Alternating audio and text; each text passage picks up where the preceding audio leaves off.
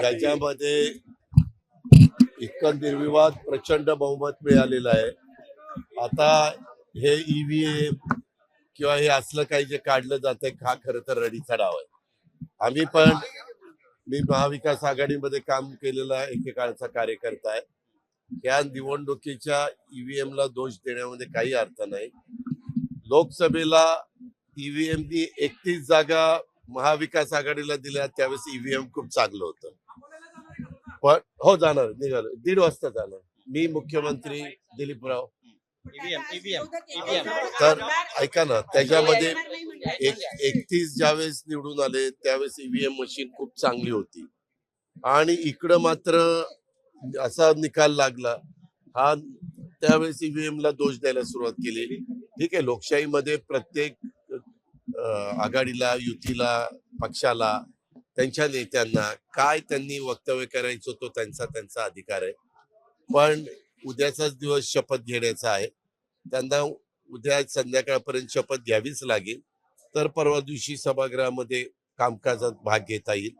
ही एक प्रोसिजर आहे आणि बहुतेकांना सगळ्यांना माहिती आहे. परंतु पहिल्याच दिवशी आपण काहीतरी वेगळं करतोय. आम्ही जरी संख्येने कमी असलो तरी आम्ही आमचं अस्तित्व दाखवण्याचा प्रयत्न करतोय. हा केविलवाणी त्यांचा प्रकार चाललेला आहे. याला काही अर्थ नाही, कारण सुरुवातीला हे सगळे आत बसले होते, परंतु नंतर आमच्या 8-10 लोकांच्या शपथ झाल्यानंतर एकदम अचानक मी शपथ घेऊन खाली उतरताना काहींदा विचारलं, पण कारण मी उतरताना ते नेमके बाहेर निघालेले होते. म्हणलं काय कुठे चाललंय? ते म्हणले नाही असंच चाललं. मी आता काहींना त्यांच्यातल्या विचारलं, ते म्हणले आम्हाला सांगितलं की आज आपण शपथ घ्यायची नाही, काही नवीन स्ट्रॅटेजी आहे. कोण म्हणतंय ईव्हीएम करताय, कोण म्हणतंय अजून एक कुठला तरी मुद्दा त्यांनी काढलेला आहे.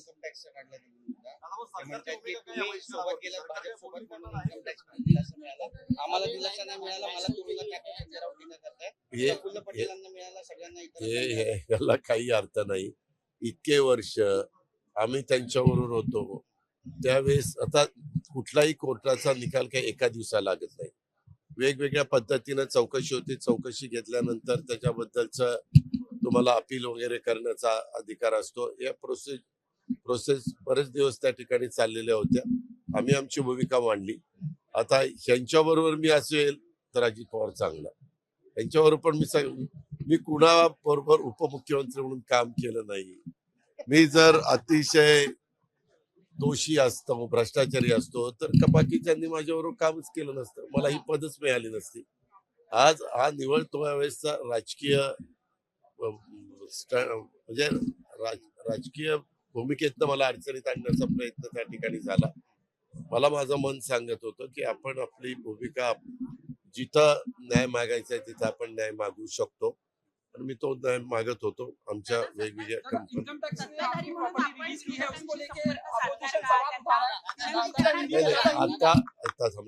आता मी काहींशी बोललो तर त्यांनी मला असं सांगितलं, मी त्यांना म्हणालो काही जण माझे आता सगळेच ओळखीचे सदस्य आहेत, तर ते म्हणले आजच्या दिवस आम्ही ते थांबणार आहे. मंत्रिपदाच्या आज आणि उद्या आमच्या सगळ्या शपथा होतील. परवा दिवशी 10 वाजे नाही, उद्याच 12 वाजेपर्यंत उमेदवारी अर्ज भरायचा आहे स्पीकरचा.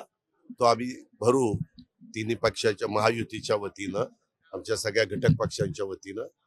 ते आज आता संध्याकाळी आम्ही कदाचित बसू किंवा त्या जाताना पण त्याच्याबद्दलची चर्चा होईल. मागेही चर्चा त्याच्याबद्दल झालेली आहे आणि बहुतेक ते बिनविरोधच निवडून येतील, कारण 232-35 जागा आहेत. ते सगळं झाल्यानंतर आमचा प्रयत्न आहे की 16 पासून नागपूरचं अधिवेशन घेण्याची शक्यता आहे. ते ठरेल सगळ्यांचं मिळून, परंतु ते 16 पासून झालं तर त्याच्या आधी एकदा मंत्रिमंडळ विस्तार झाला पाहिजे. कारण जरी प्रश्न उत्तराचे तास घेतले गेले नाही तरी बाकीचे बिलं ह्यावेळेस आमची बरीच आहेत, आम्हाला बिलं काढायची आणि बाकीचे पण काही कामकाज असतं. आता आम्ही तुम्हाला ज्यावेळेस शपथा होतील ना त्यावेळेस सांगू, तर तुम्हाला तोपर्यंत आम्ही